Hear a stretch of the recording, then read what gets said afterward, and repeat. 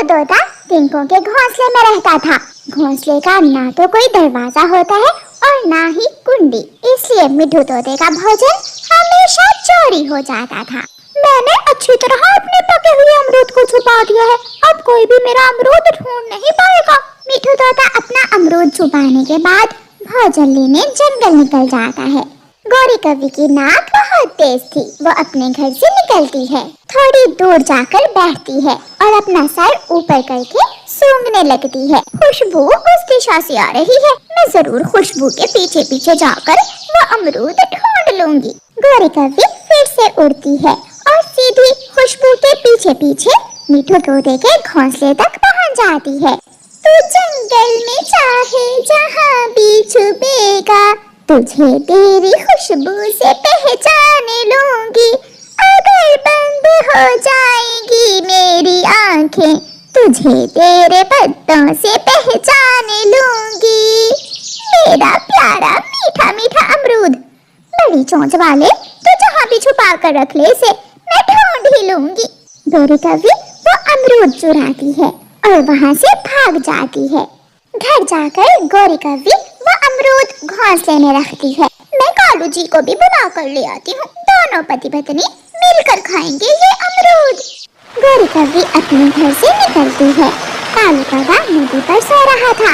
लाल पीला सुनहरी अमरूद, ये किसका है? काश काश ये मेरा होता, काश ये अमरूद मेरा होता।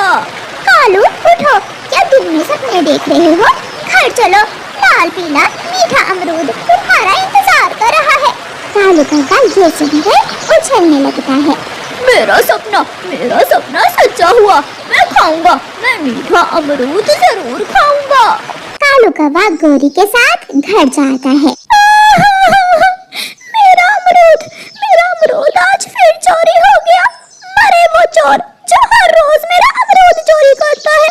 पेट में दर्द हो उसके, जिसने भी मेरा अमरूद चोरी करके खाया है। तोता अपने घोंसले में बैठा हुआ ऐसे रो रहा था। भूखा तोता फिर से उड़ता है और जंगल में अपना भोजन ढूंढने जाता है। उड़ते उड़ते मिठू तोता किसान के खेत में पहुंच जाता है। वहाँ अमरूद के पेड़ पर 3 पके हुए अमरूद लगे हुए थे। मिठू तोता वहाँ बैठकर आधा अमरूद खा लेता है, उसका पेट भर जाता है और बाकी के 2 पूरे और 1 आधा अमरूद लेकर मिठू तोता वापस उड़ता है। घोंसले में जाकर मिठू वो अमरूद छुपा लेता है और घोंसले में लेटकर आसमान पर चमकते हुए सितारों को देखने लगता है।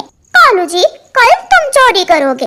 गौरी, तुम तो जानती हो तुम्हारी नाक बहुत तेज है, तुम भोजन की खुशबू सूंघ लेती हो, इसलिए तुम जल्दी भोजन चोरी कर लेती हो और मुझे ऐसा करने में बहुत मुश्किल होती है। दोनों पति पत्नी चोर कौवे बातें करते करते सो जाते हैं।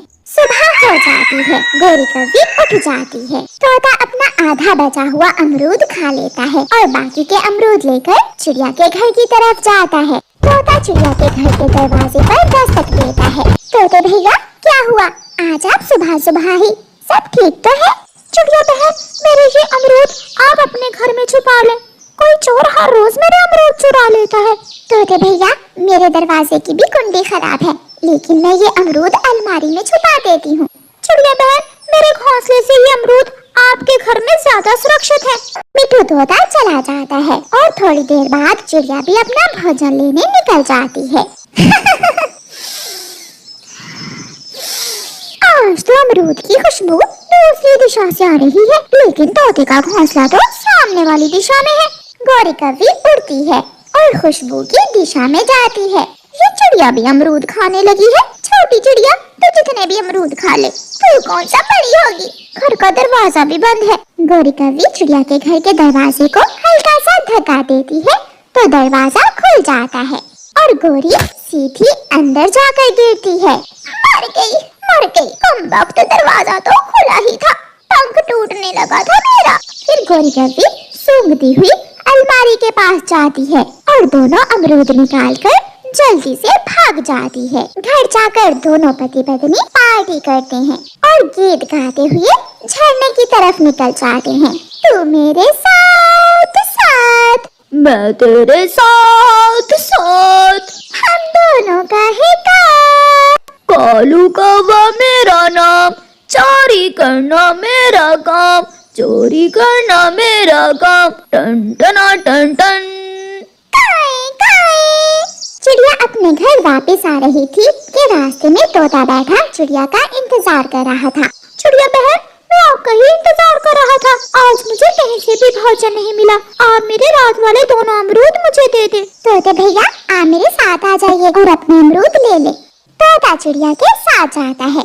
वो चिड़िया के घर पहुंच जाते हैं। तोते भैया, भोजन तो आज मुझे भी नहीं मिला। चिड़िया बहन, मेरा एक अमरूद आप खा लें, मैं कल और ले आऊंगा।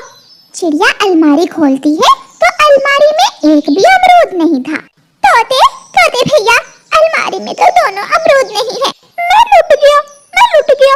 कोई यहाँ से भी मेरे अमरूद चुरा कर ले गया। नहीं छोड़ूंगा, इस बार तो मैं उसे नहीं छोड़ूंगा। तोते भैया, धीरज रखो। अब हमें योजना बनाना होगी और सोचना होगा कि हम किस तरह उस चोर को पकड़ सकते। तोते के घोंसले में रहकर तोता अमरूद ढूंढने निकल जाता है। बहुत मुश्किल से तोते को एक छोटा सा अमरूद मिलता है। तोते भैया, हो गया। अब आप जल्दी से मेरे साथ आओ और हम वहाँ पेड़ के पीछे छुप कर देखेंगे कि वो कौन चोर है। तोता और चिड़िया पेड़ के पीछे छुप जाते हैं। कालू जी, मेरी नाक मुझे बता रही है कि अमरूद है, कहीं तो पका हुआ अमरूद है। गोरी, मैं यहाँ बैठता हूँ, तुम जल्दी से वो अमरूद ढूंढ कर ले आओ, पार्टी करेंगे। गोरी कभी खुशबू की दिशा में उड़ती है। वो तोते के घोंसले तक पहुँच जाती है। मेरे बड़ी चोंच वाले गंदे तोते भाई, तो अमरूद को बादलों में भी छुपा दे, मैं ढूंढ लूंगी। गोरी अपनी चोंच अमरूद पर मारती है तो फंदा खुल जाता है और गोरी की पूंछ फंदे में फंस जाती है। बचाओ बचाओ, मेरी पूंछ, मेरी पूंछ। जल्दी से उड़कर तोता और चिड़िया भी वहाँ पहुँच जाते हैं। फंस गई, काली कभी फंस गई। आज मैं तुझसे सारे अगले पिछले हिसाब बराबर करूँगा। तोता अपनी तेज चोंच से गोरी को मारने लगता है। गोरी कभी किसी न किसी तरह वहाँ से छूटकर भागती है, लेकिन उसकी पूंछ टूटकर फंदे में ही रह जाती है।